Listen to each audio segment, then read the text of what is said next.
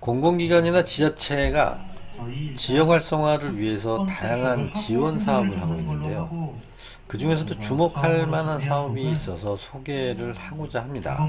바로 전주 골목상권 드림축제입니다.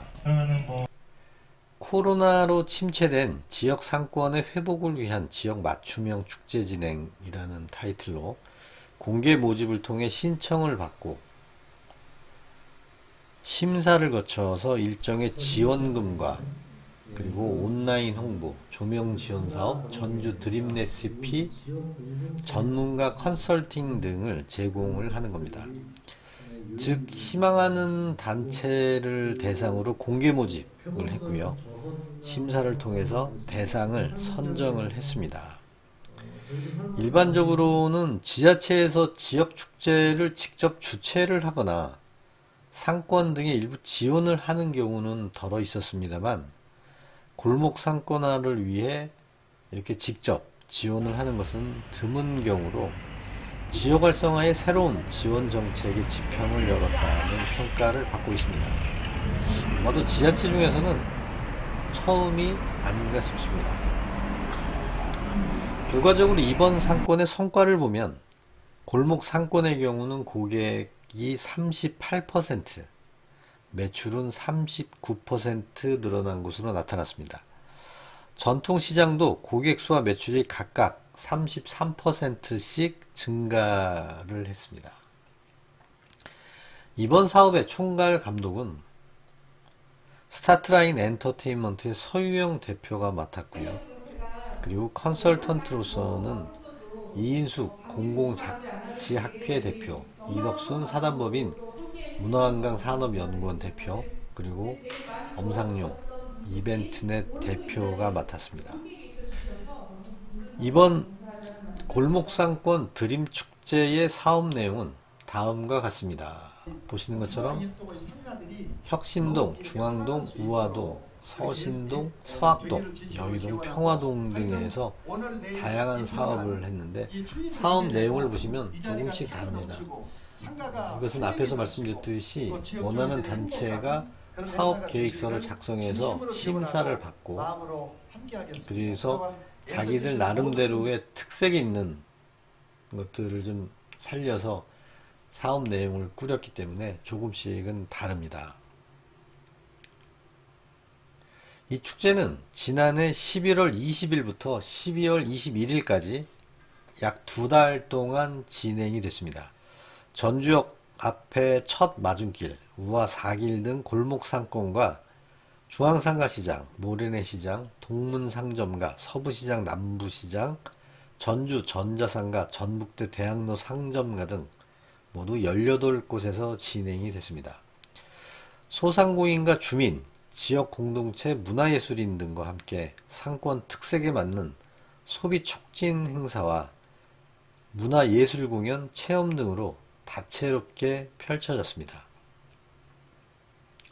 첫 마중길 등 우화동 권역에서는 우화동 블랙 할인데이를 비롯해 플리마켓과 먹거리 장터, 버스킹 등이 열렸고요.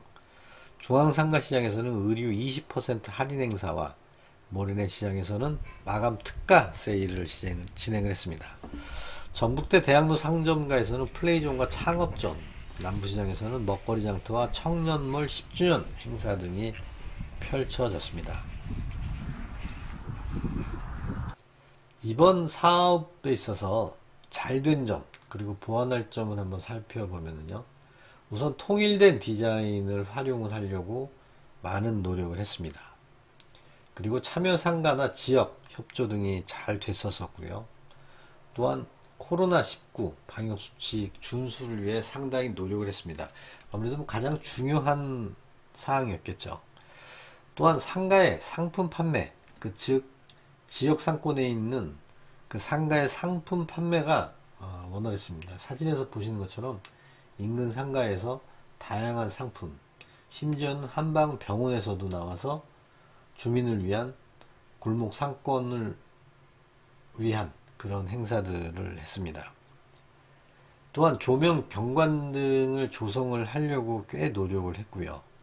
또한 공연과 체험 행사 등을 적절하게 구성을 해서 잘 했습니다. 이 개선점도 물론 있겠죠. 제일 아쉬웠던 것은 축제 준비 및 홍보 기간이 짧아서 지역 주민들의 참여와 협조를 이끌어낼 방법이 다소 부족했다. 그래서 아쉬웠다. 이런 것들이 좀 있습니다. 그리고 지역 활성화 차원의 차별화 프로그램 구성이 좀 필요하고요. 또한 젊은 층의 참여를 좀 더 적극적으로 이끌어낼 수 있는 방안도 필요하다고 분석이 됐습니다. 사전 홍보나 SNS 홍보 등이 좀 더 부족했고요. 특히 지역에서 펼쳐지다 보니까 지역에서 많은 민원들이 나왔습니다. 아무래도 버스킹 프로그램도 있다 보니까 소음 문제 등이 가장 많았고요. 또 이래저래 다니는데 불편하다 이런 불만들도 꽤 있었습니다. 어쨌든 이런 것들만 좀 보완을 한다면 상당히 좋은 내용이 되지 않을까 싶습니다. 발전 방향을 좀 살펴본다면 동단위 지역의 스토리 그리고 각 상가별 선호할 만한 특장점을 개발하는 것이 필요합니다. 또한 젊은 상인들이 적극적으로 참여를 해서 활성화할 필요를 많이 느꼈습니다. 그리고 축제 실행에 부족한 부분을 보완해 줄 수 있는 실질적인 컨설팅 활동이 좀 더 확대가 돼야 될 것 같습니다. 실제 제가 컨설팅을 참여를 해서 해보니 사실 처음에 저도 사실 당황했습니다. 왜냐면 이 사업이 처음으로 열리는 것도 있고 그 지역을 자세하게 모르지 않습니까? 그래서 처음에 살짝 당황도 했습니다만 금방 안정화된 그런 상황이었는데 여하튼 그런 컨설팅 활동들이 좀 더 확대가 된다면 좋을 것 같습니다. 그리고 무엇보다 홍보의 중요성이 가장 강조되는데요. 이번에 SNS나 블로그 같은 것들 특히 젊은 층들이 접촉할 수 있는 그런 미디어와의 것들이 조금 더 활성화되길 하는 바람이 있었습니다.